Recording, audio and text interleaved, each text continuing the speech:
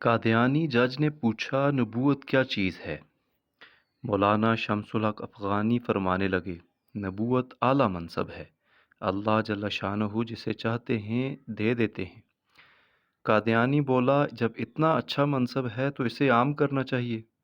مولانا شمس الحق افغانی نے 100 روپے کا نوٹ نکال کر فرمایا، یہ نوٹ کیسا ہے؟ اس زمانے میں 100 روپے کا نوٹ بڑا نوٹ تھا۔ قادیانی بولا، یہ تو اعلیٰ چیز ہے۔ مولانا شمس الحق افغانی نے فرمایا، جب اتنی اعلیٰ چیز ہے تو اسے عام کرنا چاہیے۔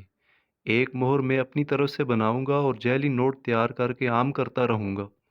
قادیانی جج بولا، یہ کام اگر آپ نے کیا تو آپ مجرم ہوں گے اور سزا کے مستحق ہوں گے۔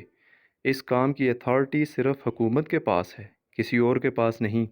مولانا شمس الحق افغانی نے فرمایا، ٹھیک ہے، اب یہ سمجھو کہ نبوت اگرچہ اعلیٰ منصب ہے، مگر اس کی اتھارٹی صرف اللہ تعالیٰ کے پاس ہے، جس کو وہ چاہے نبی بنا دیتا ہے۔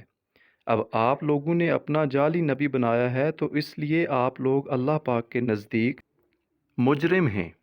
اس تحریر کی ہر صاحب ایمان زیادہ سے زیادہ تشہیر کرے، یہ محمد صلی اللہ علیہ وسلم سے محبت کا ادنیٰ سا اظہار ہوگا۔ جزاک اللہ